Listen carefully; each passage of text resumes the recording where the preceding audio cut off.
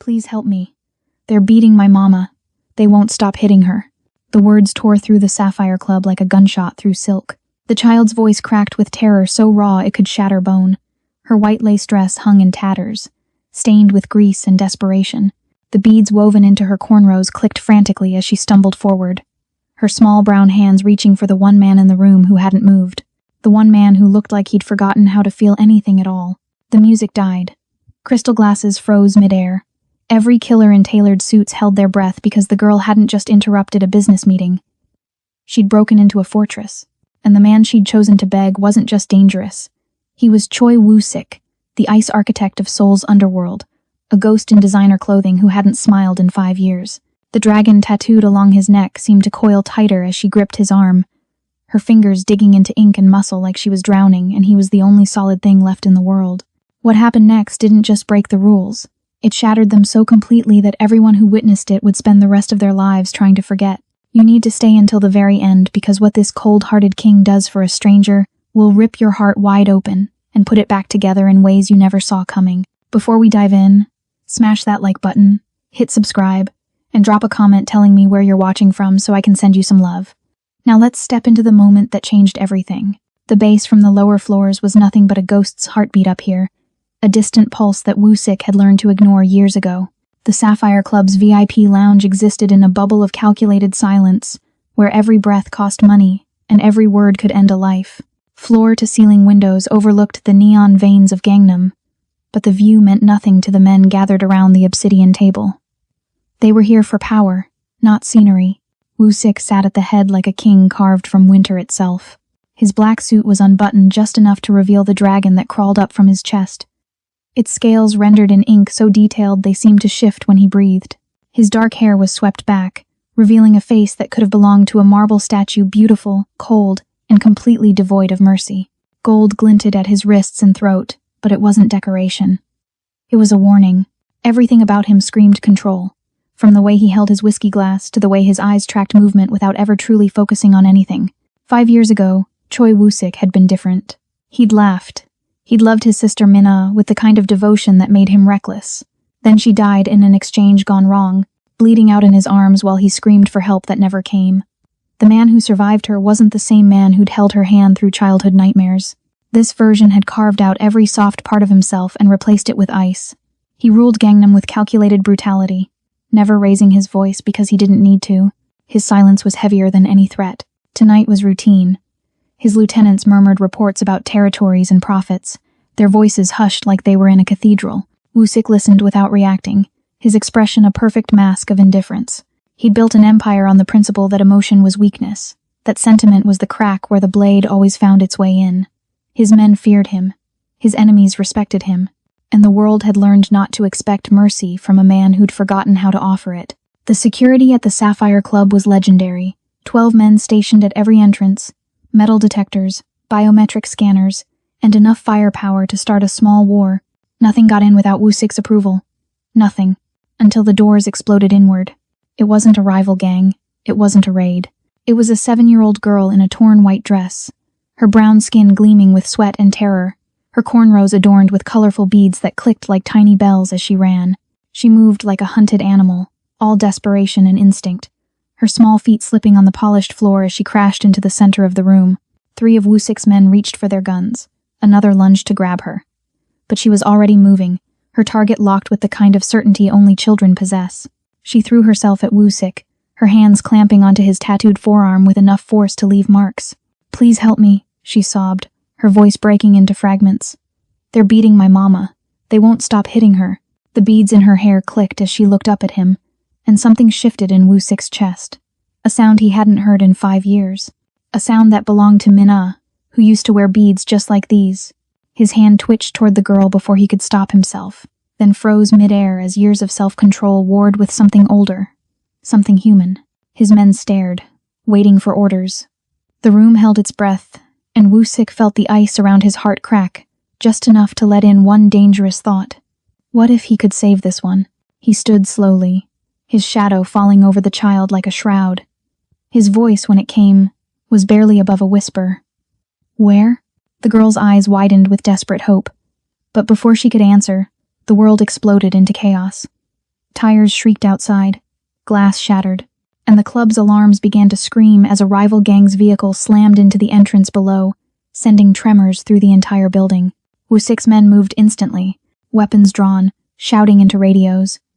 But Woo-sik's eyes never left the child's face.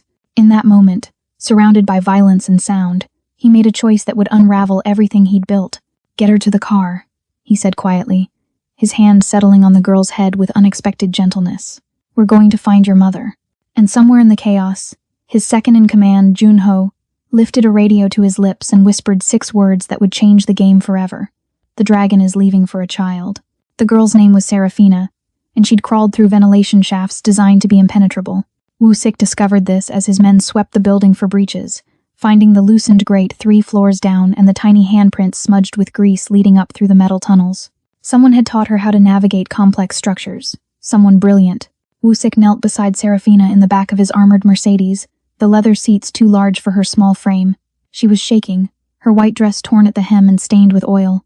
Up close, he could see the intelligence in her dark eyes, the way she watched him with a mix of terror and calculation that reminded him of cornered prey deciding whether to fight or flee.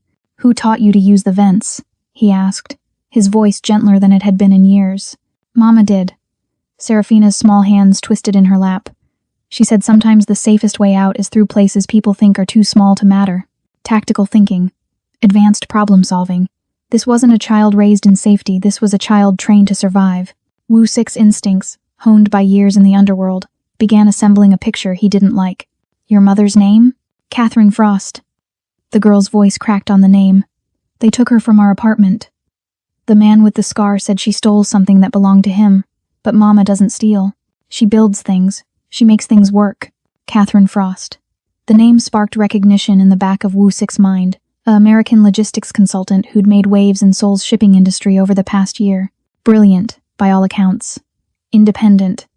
The kind of woman who didn't ask permission to operate in spaces men thought they owned. Where did they take her? The old warehouse by the river. Incheon district. Serafina pulled a crumpled paper from her pocket with trembling fingers. It wasn't a child's drawing. It was a hand-sketched map, complete with guard rotations, entry points, and structural weak points marked in precise detail. Mama made me memorize it. She said if anything bad happened, I should find someone powerful and show them this. Woo-sik took the paper, his trained eyes scanning the tactical genius embedded in every line. This wasn't desperation, this was warfare. Catherine Frost had known she was a target and had prepared her daughter for the worst. The question was, what had she done to warrant this kind of attention? His driver glanced in the rearview mirror. "Boss, we've handled the situation at the club. False alarm, the car crash was teenagers joyriding, but Jun-ho is asking for orders." Something cold slithered down Woo-sik's spine. Jun-ho, his second-in-command for 3 years, loyal to a fault, or so he'd thought, but the timing was too convenient, the distraction too perfectly placed. "Tell Jun-ho to secure the club and wait for my return," Woo-sik said carefully, watching Serafina's face as a memory of Mina superimposed itself over her features. His sister had been 8 when she died. This girl was 7, close enough to reopen wounds he'd thought were sealed. As they pulled away from the Sapphire Club, Woo-sik's phone buzzed. A text from an unknown number. "The American woman knows too much. Jae-ha will extract what he needs by sunrise. If you interfere, you break the truce." Jae-ha. The name made Woo-sik's jaw tighten. A rival faction leader who'd been pushing boundaries for months, testing the limits of their uneasy peace. If Jae-ha was involved, this wasn't random violence, it was calculated intimidation with a specific target. Woo-sik looked down at Serafina, who was fighting to keep her eyes open, exhaustion and fear finally catching up to her small body. She'd risked everything to save her mother, had broken into a fortress to beg a monster for help, the kind of courage that should have been impossible at her age. "Sleep," he told her quietly, shrugging off his suit jacket and draping it over her small shoulders. "I'll get your mother back. Promise?" Her voice was barely a whisper. He should have said nothing. Promises were leverage. Promises were weakness. But when he looked at her face, all he could see was Mina's final moments, her hand going cold in his while he made promises he couldn't keep. "I promise." As Serafina's breathing evened out into sleep, Woo-sik pulled out his phone and made a call. Not to Jun-ho, to Hyun-soo, his oldest friend and the only man in his organization he trusted without question. "I need a team, full tactical gear, and I need you to monitor Jun-ho's communications without him knowing. Hyunsu's voice came through steady and questioning. What's happening? Either I'm about to save a woman I've never met, Woo-sik said, watching the city lights blur past the window, or I'm walking into a trap set by my own second in command. Either way, someone's going to bleed before sunrise. He ended the call and looked down at the blueprint Catherine Frost had prepared for her daughter. Every detail was perfect, every calculation precise. This woman wasn't just smart, she was dangerous in ways that had nothing to do with violence, the kind of dangerous that made men like Jae-ha desperate. The car turned toward Incheon, and Woo-sik felt the ice in his chest crack a little wider. For 5 years, he'd existed in a state of controlled numbness, moving through the underworld like a ghost who'd forgotten what it meant to care. But this child, with her clicking beads and desperate courage, had reminded him of something he'd tried to bury with Minna. Some things were worth breaking your own rules for. Behind them, in the shadows of the Sapphire Club, Junho lifted his radio one more time. His voice was cold, efficient, devoid of the loyalty he'd performed for years. Target is mobile with the child. He's headed to Incheon. Tell Jae-ha he has exactly 23 minutes to finish the extraction before the dragon arrives. And make it look like an accident. We need Woo-sik to think he failed to save her. The pieces were in motion. The trap was set. And Choi Woo-sik, the man who'd spent 5 years trusting no one and feeling nothing, was about to learn that the heart he'd tried to freeze could still bleed. The Incheon warehouse district was a graveyard of rusted metal and broken promises, where legitimate business died and the underworld thrived in its corpse. Woo-sik's convoy moved through the industrial maze like sharks through dark water, headlights cutting through the fog that rolled off the Han River. Serafina stirred in the back seat, her small body jerking awake with a gasp. The beads in her hair clicked as she sat up, disoriented and afraid. Woo-sik watched her in the rearview mirror, and for a moment, he wasn't in this car at all. He was in another vehicle, 8 years ago, with Minna's head in his lap and her blood soaking through his shirt. She'd been wearing beaded braids too, a gift from a classmate she'd wanted to impress. The beads had clicked just like Serafina's when the car had taken that final turn, when the ambush had erupted in gunfire, when everything Woo-sik loved had been ripped away in the space between one heartbeat and the next. We're almost there, aren't we? Serafina's voice was small but steady, braver than any child should have to be. Yes. Woo-sik forced himself back to the present, to this moment, to this child he might actually be able to save. Stay in the car when we arrive, no matter what you hear. But Mama, we'll be safer if you're not in the line of fire. His tone left no room for argument, but he softened it with something he hadn't offered anyone in years. Honesty. I can't protect you both if I'm worried about where you are. Trust me to bring her back. Serafina studied him with eyes far too old for her face, then nodded slowly. She understood survival math. She understood sacrifice. Catherine Frost had raised a warrior, even if the battlefield was bigger than any child should face. Hyunsu's voice crackled through the comm unit in Woo-sik's ear. We're in position. 3 guards visible on the perimeter, but thermal imaging shows at least 15 bodies inside. Jae-ha's serious about this. And Junho? His phone's been pinging cell towers between here and the club. He made 4 calls in the last 10 minutes, all to burner numbers. Hyunsu paused, and Woo-sik could hear the anger beneath his careful tone. He's playing both sides, boss. Has been for months, probably. The betrayal should have hurt. Should have felt like something. But Woo-sik had built his empire on the assumption that everyone had a price, that loyalty was just another transaction waiting to expire. Junho had simply proven him right. What did hurt, though, was the memory of Minna. The way he'd trusted the wrong people then, too. The way he'd been too slow, too sentimental, too human to see the trap until it was already sprung. If I die in there, Woo-sik said quietly, make sure the girl gets somewhere safe. Somewhere far from Seoul. You're not dying in there. If I do, Hyunsu, promise me. The line went silent for a long moment. Then, I promise. But you're coming out, and you're bringing the American woman with you, because I'm not explaining to that little girl why we failed. Woo-sik's Mercedes stopped 50 meters from the warehouse, hidden behind a stack of shipping containers. Through the windshield, he could see the building, a 3-story structure of corrugated steel and shattered windows, the kind of place where screams died before they could reach the street. Somewhere inside, Catherine Frost was running out of time. He checked his weapon, a sleek black Glock that felt like an extension of his hand. Around him, Hyunsu's team moved into position, ghosts in tactical gear melting into the shadows. They were the best in Seoul. Men who'd followed Woo-sik through 7 years of gang wars and territory disputes. They'd die for him if necessary. Tonight, he hoped it wouldn't be. Woo-sik turned to look at Serafina one last time. She sat perfectly still in his jacket, her small hands gripping the leather like a lifeline. Their eyes met, and in that moment, they understood each other completely. Both of them knew what it meant to lose someone. Both of them knew what it meant to fight anyway. "Bring her back," Serafina whispered. "I will." He stepped out into the night, and the ghost of Minna walked beside him, a constant reminder of what happened when you were too late. But this time would be different. This time, he would be fast enough, ruthless enough, willing enough to burn the entire underworld down if that's what it took. Inside the warehouse, Jae-ha pressed a blade to Catherine Frost's throat, and Junho's voice crackled through a radio. The dragon just entered the kill zone. Spring the trap.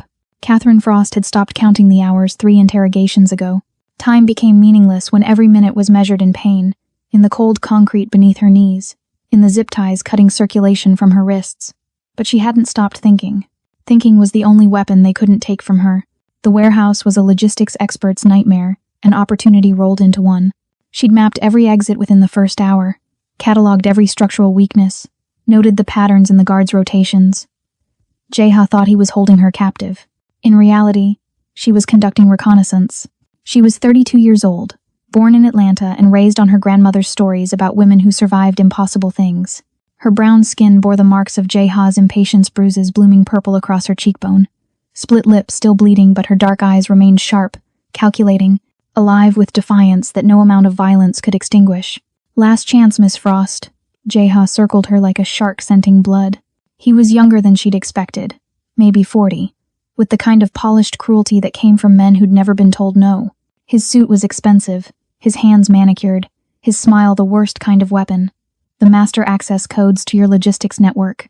Give them to me, and this ends quickly." "You think I'm stupid enough to memorize codes worth $50 million? Catherine's voice came out hoarse but steady. "They're biometric encrypted. Even if I wanted to give them to you, I couldn't." It was a lie. The codes existed in her head, a string of numbers and algorithms she could recite in her sleep. But Jae-ha didn't need to know that. He needed to believe she was more valuable alive than dead, at least until Serafina had time to reach help. "Please, baby girl," she prayed silently. "Please have found someone who gives a damn." Jae-ha's blade pressed harder against her throat, and she felt warm blood trickle down her neck. "Then we have a problem. Because my buyer doesn't accept excuses, and I've already promised him access to every shipping route between Seoul and Singapore. Your buyer's going to be disappointed." Catherine smiled through the blood on her lips, an expression that was pure venom wrapped in grace. "Because 20 minutes ago, I triggered a remote lockdown. Every system you wanted, frozen. Every file you need, corrupted beyond recovery. And every law enforcement agency with jurisdiction over international shipping, they just received an anonymous tip about your operations." The lie was so beautiful she almost believed it herself. In truth, she'd done something far more dangerous. She'd sent a signal, a specific frequency that would ping every device within a 5-mile radius that was tuned to her emergency protocol. It was a long shot, a desperate gamble, but Serafina was smart enough to find someone powerful, and powerful men in Seoul's underworld monitored frequencies most people didn't know existed. Jae-ha's face transformed, rage replacing his calculated composure. "You're bluffing." "Am I?" Catherine met his eyes without flinching. "Go ahead, check your servers. I'll wait." One of Jae-ha's men rushed forward with a tablet, his face pale. "Boss, she's telling the truth. The mainframe's locked. Every access point is showing authentication errors." Catherine hadn't actually locked anything, she'd simply triggered a cascading login failure that would resolve itself in 40 minutes. But 40 minutes was an eternity in this game. 40 minutes was enough time for Serafina to find help. 40 minutes was enough time for a miracle.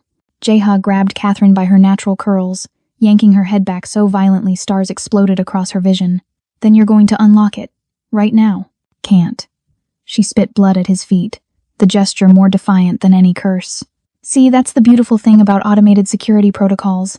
Once they're triggered, only time can reset them. No manual override, no emergency access. Just patience." "I don't have patience." "Then I guess you have a problem." Catherine's smile widened, even as pain radiated through her skull. "Because the only thing worse than failing your buyer is delivering damaged goods. Kill me, and those codes die too. Hurt me more, and I might forget the decryption sequence. You're trapped, Jae-ha, by your own greed." The warehouse suddenly groaned, a deep metallic sound that made everyone freeze. Then came the impact, massive, deliberate. the sound of something very large and very determined hitting the reinforced doors. Jeha's eyes widened. What did you do? Catherine's smile turned savage. Victorious. Absolutely feral.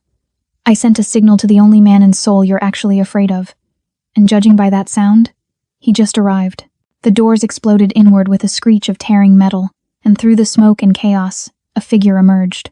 Tall, controlled, moving with a kind of lethal grace that made predators look clumsy. The dragon tattoo on his neck seemed to writhe in the flickering emergency lights. Choi Woo-sik had entered the kill zone, and he looked like vengeance wearing a human face. Woo-sik saw her immediately. Even through the smoke and chaos, even with 15 armed men between them, his eyes found Catherine Frost like a magnet finding north. She was on her knees, wrists bound, blood trailing down her throat, but her spine was straight. Her head was high. She looked like a queen forced to kneel but refusing to bow. Their eyes locked, and something jolted through him, recognition without ever having met, understanding without words. She'd done this. She'd orchestrated her own rescue by teaching her daughter how to breach fortresses and betting everything on a stranger's humanity. The audacity of it, the brilliant desperation, hit him like a physical blow. Then he saw the red dot. Sniper laser, perfectly centered on Catherine's forehead, invisible to her but blazing like a brand to his trained eyes. His body moved before his mind caught up. Instinct overriding strategy. Down! He roared. Catherine dropped flat as the shot cracked through the air, the bullet passing through empty space where her head had been. Woo-sik was already moving, his weapon tracking the source of the laser to a catwalk 30 feet up. He fired twice. The sniper's body tumbled over the railing. Chaos erupted. Jeha's men opened fire from behind shipping crates. Hyunsu's team returned fire from the entrance. The warehouse became a symphony of violence, muzzle flashes painting the darkness in strobe light horror. But Woo-sik's focus never wavered from Catherine. He moved through the gunfire like water flowing around stones, dropping 2 guards who tried to flank him. A third lunged with a knife. Woo-sik caught his wrist, twisted, and used the man's own momentum to drive the blade into his partner's shoulder. Boss, we've got a problem. Hyunsu's voice crackled through his earpiece. Junho's here. He's leading a second team through the east entrance. So the trap was springing. Junho had waited until Woo-sik was committed, surrounded, vulnerable. The betrayal was textbook isolate the target, overwhelm with numbers, eliminate the threat to your own ambitions. In another life, Woo-sik might have even admired the efficiency. How many? He asked, his voice calm even as he put down another attacker. 8, maybe 10. They're heavily armed. Woo-sik's jaw tightened. He'd brought 6 men. Against 25 enemies and a traitor who knew all his tactics. The math wasn't favorable, but he'd promised a 7-year-old girl he'd bring her mother home, and Choi Woo-sik didn't break promises to children. Not anymore. He reached Catherine's position, dropping into a crouch beside her. Up close, she was even more striking, high cheekbones, full lips split but still defiant, eyes that burned with intelligence and rage. She'd been crying. He could see the salt tracks through the blood and grime, but she wasn't crying now. You came, she breathed, and there was wonder in her voice beneath the pain. Your daughter is very persuasive. He pulled a tactical knife from his belt and sliced through her zip ties in one smooth motion. Her wrists were raw, bleeding where the plastic had cut deep. Can you run? Can you keep them off me? Yes, then I can run. She gripped his forearm as he helped her up, her fingers pressing into his skin with desperate strength. But there's something you need to know. This isn't just about me. Jeha's working for someone bigger, someone who wants your territory. Junho. I know about Junho. Their eyes met again, and in that moment, understanding passed between them like electricity. They were both people who'd been betrayed, both people who'd learned to trust their instincts over their hearts, both people who recognized a kindred spirit when they saw one. We need to reach that terminal. Catherine pointed to a control station across the warehouse floor. I can override the automated systems. Buy us time. You're injured, and you're outnumbered. Her smile was sharp enough to cut. I'm a logistics expert, Mr. Woo-sik. Let me do what I do best. Get me to that terminal, and I'll show you how to win an impossible fight. The east entrance exploded inward. Junho stepped through the smoke with 10 men at his back, his weapon raised, his face transformed from loyal lieutenant to ambitious predator. Sorry, boss, Junho called across the warehouse, his voice echoing off metal walls. But the crown doesn't fit you anymore.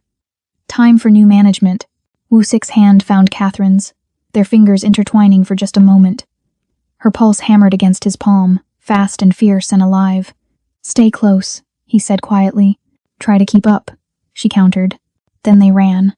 Bullets chased them across the warehouse floor, sparking off metal and concrete. Catherine's legs burned, her vision swimming from blood loss and adrenaline, but she kept pace with Wusik as he wove between shipping containers with practiced efficiency. He moved like violence personified, every step deliberate, every turn calculated to keep his body between her and the gunfire. 20 seconds, she gasped, her eyes locked on the control terminal ahead. Wusik fired over his shoulder without looking, and somewhere behind them a man screamed, "Hyunsu, we need cover on the north approach." "Working on it, boss." The terminal loomed closer, a dated computer system wired into the warehouse's automated crane network.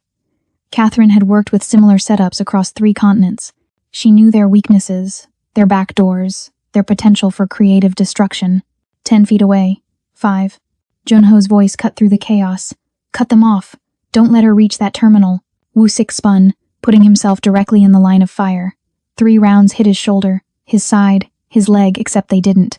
He'd positioned himself behind a steel support beam at the last possible second, using the architecture itself as a shield. But the move cost him.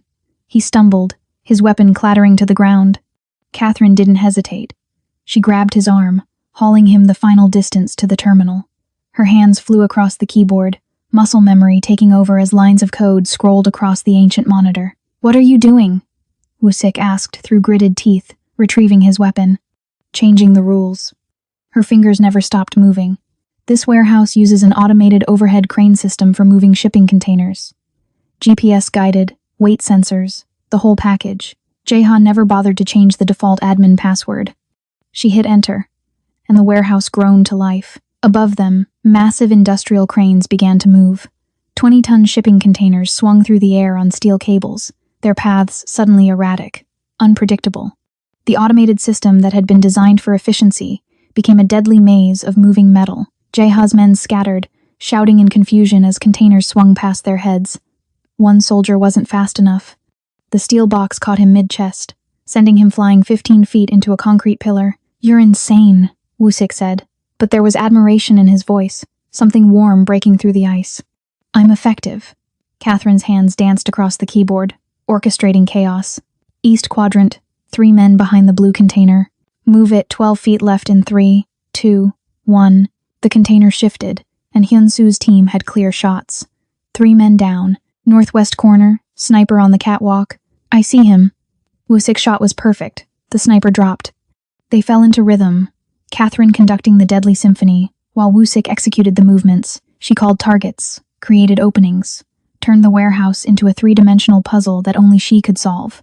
He protected her blind spots, trusted her calls without question, moved with the kind of lethal precision that made her understand why men called him the Dragon. Junho's forces, caught between crossfire and moving containers, began to fall back. But Junho himself was advancing, his face twisted with rage, his weapon trained directly on Catherine. "Enough games," he roared. "You think you're clever, American? You think you've won?" Wusik moved to intercept, but 3 of Junho's men blocked his path. He'd have to go through them, and that would take time they didn't have. Catherine's fingers flew across the keyboard one final time. Above Junho's head, a container loaded with machine parts swung into position. She looked at him through the monitor's reflection and smiled. "I don't think I'm clever," she said quietly. "I know I am." She hit enter. The container dropped. Junho dove at the last second, but the falling steel clipped his shoulder, sending him sprawling. His weapon skittered across the floor. Wusik was on him in seconds, his knee on Junho's chest, his gun pressed to his former friend's temple. "Give me one reason," Wusik said, his voice colder than death. Junho laughed, blood bubbling at his lips. "Because this isn't over. Check the east wall. See what your girlfriend didn't notice." Catherine's blood turned to ice. She spun toward the east wall, where red digital numbers glowed in the darkness. A timer, counting down. 58 seconds. The warehouse was rigged to explode, and they were standing at ground zero. 58 seconds wasn't enough time to think. It was barely enough time to survive. "Everyone out!" Wusik's command cut through the chaos. His men moved instantly, trained for exactly this kind of disaster. Hyunsu grabbed Junho, dragging the wounded traitor toward the exit. Wusik's hand closed around Catherine's wrist. "Run, now." They ran. 45 seconds. The east exit was closest but blocked by debris. 38 seconds. North entrance compromised by fire from the earlier exchange. Catherine's mind calculated trajectories, distances, probabilities, all while her body screamed in protest. The loading dock, she gasped, pointing to a bay door on the west wall. 30 meters, 29 seconds. Woo-sik pulled her forward with strength that should have hurt but instead felt like the only solid thing in a collapsing world. They burst through the bay door as the timer hit 15. Woo-sik threw them both behind a parked delivery truck just as the warehouse erupted. The explosion was a physical force, a wall of heat and pressure that picked them up and slammed them into the ground. Catherine felt Woo-sik's body cover hers, shielding her from the rain of debris and fire. His weight pressed her into the concrete, his breath hot against her neck, and for one suspended moment, the world was nothing but heat and darkness, and the thundering of two hearts that had somehow survived. Then silence. Ringing, absolute silence broken only by the crackle of flames. "Are you hurt?" His voice was rough, strained. "I don't know." Catherine realized she was shaking, her hands fisted in his shirt. "Are you?" "I don't know." They stayed like that for another heartbeat, neither willing to move, neither ready to face what came next. Then Woo-sik shifted, and Catherine felt the warm wetness spreading across his side. Blood. His blood. "You're hit." She pushed herself up, ignoring her own pain. In the firelight, she could see the wound clearly, a bullet graze across his ribs, deep enough to bleed, but not deep enough to kill. "You need medical attention." Later, he stood slowly, pulling her up with him. His jaw was tight with pain he refused to acknowledge. "We need to move before." "Police! Nobody move!" Flashing lights cut through the smoke. Squad cars, at least 6 of them, blocking every exit. Officers emerged with weapons drawn, and at the center of them stood a man in a tailored suit and cold expression. Inspector Han. Catherine recognized him from the news, the corruption watchdog who'd made his career busting trafficking rings, except his eyes, as they fixed on Woo-sik, held something that looked less like justice and more like personal vendetta. "Choi Woo-sik." Inspector Han called out, his voice carrying over the chaos. "You're under arrest for destruction of property, illegal weapons possession, and suspected involvement in organized crime." Woo-sik's hand found Catherine's again, a brief squeeze of warning and apology. "This is Jaeha's insurance policy," he murmured. "The explosion was never meant to kill us, just force us into the open where the law could finish the job." Catherine's mind raced. They were trapped, wounded, surrounded by police who might be legitimate or might be on Jaeha's payroll. Either way, if Woo-sik was arrested, he'd be dead before sunrise. Men like him didn't survive in custody, they became liabilities that needed to be eliminated. "Do you trust me?" she whispered. Woo-sik looked at her, really looked at her, and something shifted in his expression. This woman who'd been tortured and hunted, who'd orchestrated her own rescue, who'd turned a warehouse into a weapon with nothing but a keyboard and courage, she was asking him to trust her. "Yes," he said simply. Catherine straightened, squared her shoulders, and stepped forward. When she spoke, her voice carried the authority of someone who'd negotiated million-dollar contracts and didn't back down from power. "Inspector Han, I'm Catherine Frost, CEO of Frost Logistics International. This man just saved my life from kidnappers. Before you arrest anyone, I suggest you check with the American Embassy. I filed a formal complaint 3 hours ago about the abduction of an American citizen on Korean soil. This man isn't a criminal, he's a concerned citizen who responded to a child's plea for help." The lie was beautiful, smooth, absolutely confident. Inspector Han hesitated, and in that hesitation, Catherine saw their chance. "Now," she continued, her hand slipping into Woo-sik's with the casual intimacy of a partner, not a stranger. "Unless you want an international incident, I suggest we all go somewhere civilized and sort this out properly. My lawyers are already en route." She smiled, and it was the smile of a woman who'd just checkmated a king. Inspector Han's expression darkened. He pulled out his phone, made a terse call, then looked back at them with barely contained fury. "My superiors want you both brought in for questioning. Voluntarily."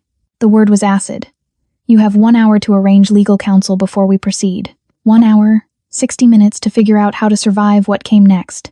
As they were escorted to separate squad cars, Woo-sik caught Catherine's eyes one last time. In that glance was a question, an acknowledgement, and something else. Something neither of them was ready to name, but both of them felt burning in the space between them. They'd survived the explosion. The question was whether they'd survive what came after. The interrogation room smelled like stale coffee and broken dreams. Catherine sat across from Inspector Han, her wrists bandaged, her lawyer a sharp woman named Park Ji-won who'd arrived exactly 43 minutes into their hour seated beside her. Woo-sik was somewhere else in the building, separated from her by walls and protocol and the weight of his reputation. "Let's go over this one more time," Inspector Han said, his voice dripping with skepticism. "You're claiming that Jae-ha-min kidnapped you for corporate espionage?" "I'm not claiming anything. I'm stating facts." Catherine's voice was steady despite the exhaustion pulling at her bones. Jae-ha wanted access to my logistics network. When I refused to sell, he decided to take it by force. Check my phone records. Check my office security footage. Check the emergency signal I sent to the embassy. Park Ji-won slid a tablet across the table. "Everything my client has stated is documented here. Timestamps, digital evidence, witness statements from her neighbors who saw her being taken. Unless you have evidence suggesting otherwise, Inspector, we're done here." Inspector Han's jaw tightened. He pulled out his own phone, scrolled through something, then looked up with eyes that had gone cold and calculating. "And Mr. Choi, what's your relationship with him?" "He saved my daughter from a burning building last year." The lie came easily now. Built on a foundation of truth, Serafina had been in danger. Woo-sik had responded. A child was safe. When she couldn't reach me, she remembered him. He came when a 7-year-old asked for help. That makes him a hero, not a criminal. A hero with a criminal record. A sealed juvenile record that was expunged 8 years ago. Park Ji-won interrupted smoothly. "Mr. Choi runs legitimate security consulting firm. Everything he did tonight falls under citizens' intervention in the case of kidnapping. Unless you have evidence of wrongdoing, Inspector, you're wasting everyone's time." The door opened. Another officer leaned in, whispered something to Inspector Han. Whatever he said made the inspector's face go carefully blank. "You're free to go," he said finally, each word forced out like broken glass. "Both of you." Catherine didn't let her relief show. She stood slowly, gathering her things with deliberate calm. "I'll expect a formal apology from the department for the delay in responding to my kidnapping. 3 hours, Inspector Han. That's how long I was held before civilian intervention saved my life." She walked out with her head high, every step a performance of confidence she didn't entirely feel. In the hallway, Woo-sik stood with Hyun-soo, his side bandaged beneath a fresh shirt someone had brought. When his eyes found hers, something electric passed between them, recognition, gratitude, and beneath it all, something darker and far more dangerous. "Miss Frost," he said formally, his voice neutral for the officers watching. "I'm glad you're safe. Thanks to you." She crossed the distance between them, and suddenly they were too close, the air too thick. She could smell smoke on his skin, see the faint tremor in his hands from blood loss, feel the heat radiating off him like a furnace. "I owe you my life." "You saved yourself," he said quietly. "I just provided backup. We saved each other. The truth of it hung between them. Undeniable. They were strangers who'd become allies. Allies who'd become something else entirely in the space of one impossible night." Outside the station, dawn was breaking over Seoul. Catherine's car was waiting, but she couldn't make herself move toward it. Not yet. Not when Woo-sik was standing there looking at her like she was a puzzle he couldn't solve. Like she was dangerous and fascinating and entirely unexpected. "Your daughter," he said. "Serafina? She's at my associate's safe house. Hyun-soo's wife is with her. She's been asking for you." Catherine's chest tightened. "Thank you for keeping her safe. She's remarkable, like her mother." The compliment landed like a caress, intimate despite the formal distance between them. Catherine felt herself leaning forward, drawn by gravity or madness or something she couldn't name. Woo-sik's phone buzzed. He glanced at it, and his expression went from warm to frozen in a heartbeat. "What is it?" He turned the screen toward her, a text from an unknown number. "We have the girl, real creative, using a fake safe house address. Bring the American woman to Uedo Park, Pier 7 Sunrise. Come alone or we start mailing pieces." Catherine's world tilted. "That's impossible. Serafina is safe. You said..." "I said she was at Hyun-soo's safe house." Woo-sik was already moving, his phone to his ear. "Hyun-soo, check on the package. Now." The pause was infinite, eternal. Then Hyun-soo's voice came through, tinny and horrified. "Boss, she's gone. There's blood on the floor. Someone breached the safe room." Catherine's knees buckled. Woo-sik caught her, his hands gripping her arms with fierce certainty. "We're getting her back," he said, and his voice was a promise carved from steel and fury. "I don't care who took her. I don't care what it costs. We're bringing your daughter home." Their eyes locked, and in that moment, Catherine saw the truth. This wasn't just about Serafina anymore. Something had shifted between them, something that made the danger irrelevant and the cost immaterial. "Then let's go," she said, her voice steady despite the terror clawing at her heart. And this time, we're finishing this. They moved toward Woo-sik's car together. Two people bound by blood and fire and a child who needed them both to be more than they'd ever been before. Uedo Park at sunrise looked like a postcard of serenity, the Han River painted gold. Joggers starting their morning routines, the city waking up innocent and unaware. But beneath the beauty, Catherine felt only darkness. Somewhere in this peaceful landscape, her daughter was terrified, and every second that passed was another second Serafina believed no one was coming. The pier is 200 meters ahead, Woo-sik said, his eyes scanning the landscape with tactical precision. Hyun-soo's team is positioned in the tree line. The moment we have visual confirmation of Serafina, they move. Unless it's a trap designed to kill you the moment you show your face. Catherine's voice was tighter than she wanted, fear bleeding through despite her best efforts. Then it's a good thing I'm not going in alone. They'd argued about this in the car, him insisting she stay behind, her refusing with a fury that surprised them both. Serafina was her daughter, her responsibility, her reason for breathing, and if Woo-sik thought she'd sit in safety while her baby was in danger, he didn't know her at all. The pier emerged from the morning mist, like a skeletal finger pointing toward the river. At the end stood a figure tall, familiar, wrong. Junho, bloodied, one arm in a makeshift sling, but very much alive, and beside him, small and terrified in her torn white dress, was Serafina. Catherine's heart stopped. Started. Exploded into motion that had nothing to do with rhythm and everything to do with survival. "Mama!" Serafina's scream cut through the morning calm. Catherine moved. Woo-sik's hand shot out, catching her arm. "Wait. Something's wrong. My daughter is out there, and Junho is too confident for a man who just lost everything." Woo-sik's eyes narrowed, reading the scene like a book written in blood. "He's got backup we can't see." Junho's voice carried across the water. Touching, really. The dragon and his new pet, here to play hero. He pressed a gun to Serafina's head, and Catherine felt her soul fracture. "Here's how this works. You step down, Woo-sik. Publicly. Transfer your territory, your contacts, your crown to me. Or I paint this pier with a child's brain. You won't?" Woo-sik said, his voice carrying absolute certainty. "Because the moment you pull that trigger, you lose your only leverage. Kill the girl, and nothing stops me from ending you." "Maybe." Junho's smile was poison. "Or maybe I'm betting you've gone soft. That you actually care about saving this brat. Either way, you lose. Give up your empire or watch another little girl die. How's that for choices?" The words hit Woo-sik like bullets. Catherine saw it in the way his jaw tightened, in the way his breathing changed. This was his nightmare made real Min-ah all over again. The choice between power and humanity, between who he'd been and who he might become. "There's a third option," Catherine said quietly, her hand finding Woo-sik's. "We outthink him." She pulled out her phone with her free hand, her fingers moving across the screen with deliberate precision. "Junho, you made a mistake. You chose a location I know intimately. I negotiated a shipping contract for the ferry company that operates out of this pier. I have administrative access to their scheduling system." Junho's confidence flickered. "What are you?" Catherine hit send. Behind Junho, the massive ferry approaching the pier let out a blast from its horn. The sound was deafening, disorienting, perfectly timed. Junho flinched. Serafina dropped flat like her mother had taught her. Woo-sik moved. 20 meters became 10, became 5 in heartbeats. Junho recovered, swinging his weapon toward the charging dragon. But Catherine was faster. She'd grabbed Hyun-soo's backup weapon in the car, and now she raised it with hands that remembered her father's shooting lessons. She didn't aim for Junho. She aimed for the wooden post beside him, the one supporting the pier's decorative lamp. The bullet splintered wood. The structure groaned, and the lamp swung down like a pendulum, catching Junho across the shoulders and driving him to his knees.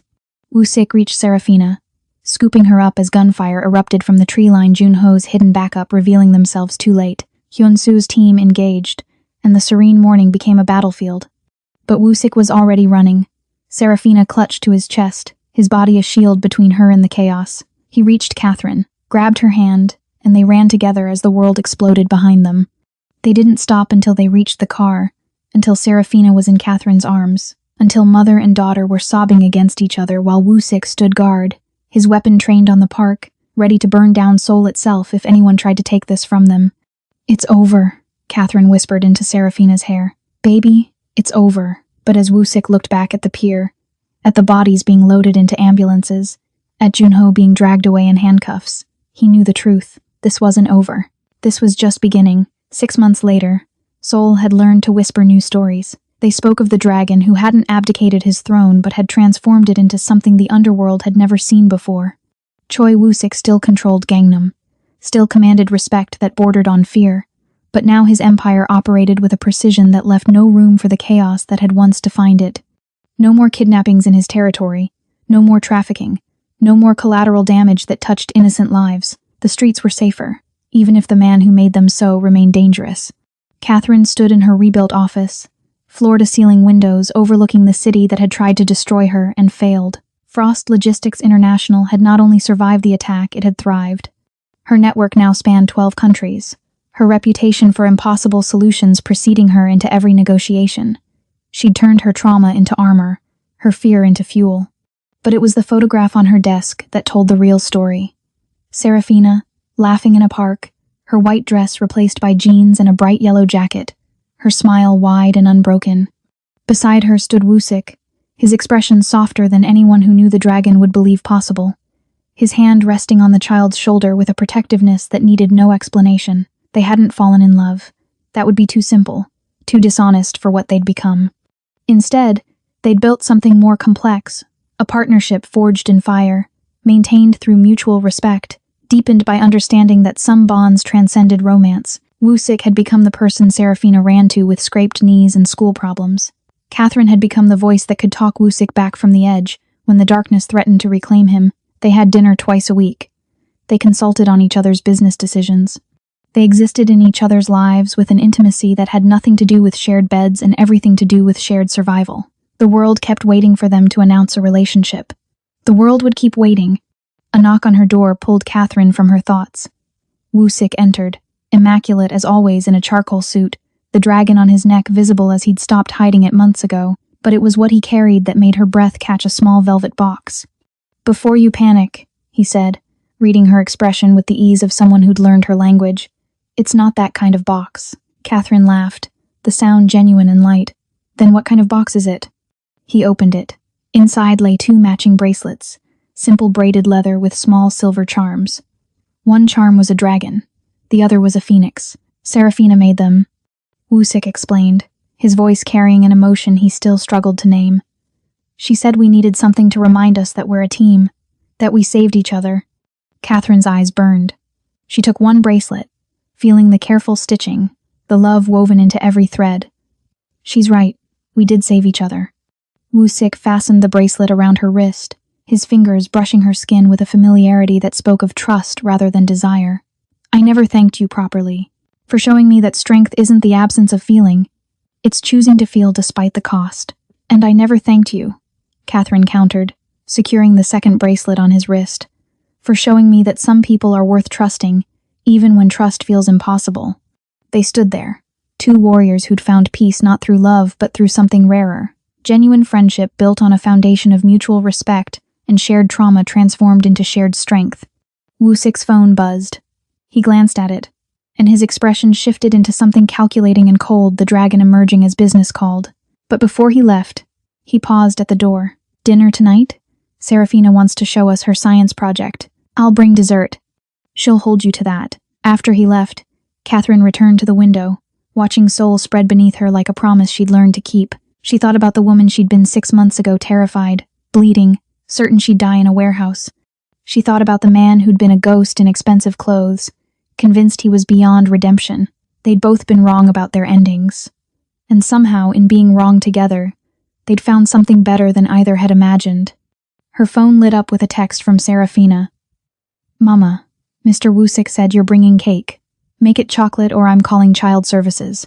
Catherine smiled, her heart full in ways that had nothing to do with romance and everything to do with family, the kind you chose, the kind you built, the kind that saved you when you needed it most. Outside her window, Sol glittered with possibility, and for the first time in her life, Catherine Frost felt truly, impossibly free. Strength is not found in the absence of vulnerability, but in the courage to remain soft in a world that rewards hardness, to choose connection over isolation, trust over cynicism, and humanity over survival. If you loved this story of survival, strategy, and the family we choose, hit that subscribe button and ring the bell, because next week, We're diving into a tale that'll make this look tame.